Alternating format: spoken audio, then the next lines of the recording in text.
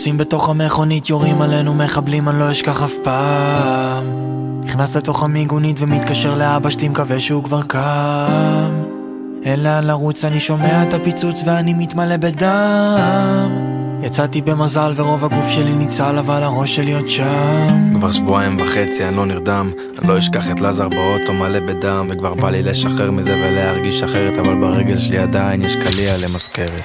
פתאום כולם מרחמים עליי, נמאס לי. באים כדי לשמוע סיפורים אבל ברסמי אין לי חשק לדבר על זה יותר. אבל אם אתם באמת רוצים לשמוע מה עברתי, אני לא אשכח שאני מתכסה גופות כדי למנוע מהרסיסים לחדור לי אל הגוף. אני לא אשכח את הבחור שהתפלל לאלוהים וכל אדם שלא עף לי על הפרצוף. אני לא אשכח את הריח השרוף של האנשים ואת העשן שממלא את כל החדר. אני לא אשכח שמעתי אנשים שצועקים צהל בא, ואז הגיעו מחבלים על טנדר.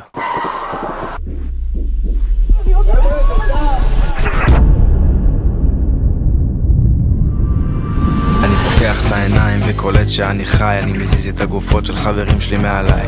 בחור גוסס בלי רגל תופס לי בנעליים, אבל אם אני אשמור עליו אז מי ישמור עליי? על החיים, על כל מה שרציתי להיות. איך החיים עוברים לי במוח בכמה שניות, מלא תהיות, למות או לחיות בין יריות. אני מבין שאין ברירה, אני חייב לנסות. אני מציץ בזהירות מהכניסה של המיגונית, מקווה לראות אדם אחד שמדבר עברית. מכונית של יהודים פתאום עוברת, אני רץ ומתחנן שיפתחו לי את הדלת וצועק על הנהג שייסע הכי מהר. נשקף שם במושב האחורי ומסתתר. הרגל שלי מדממת אבל אני עוד לא מת, עדיין לא קולט שהצלחתי להימלט.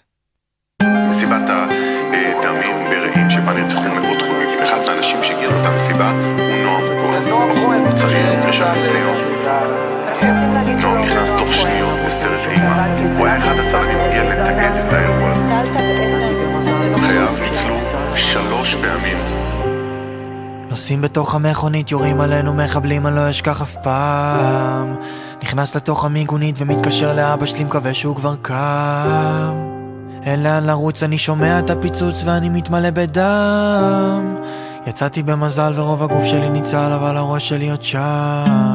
אולי הגוף שלי ניצל, אבל חלק שבי מת ביום שרז הפך לזל. אולי אני לא כזה חזק, כי כשאני רואה תמונות שלך אחי אני נחנק. את כל מה שקרה אני לא שוכח, אבל אני לא אתן לחרות לנצח. ובלילות עדיין יש לי סיוטים, אבל אף אחד לא הוריד לי את החיוך מהפנים.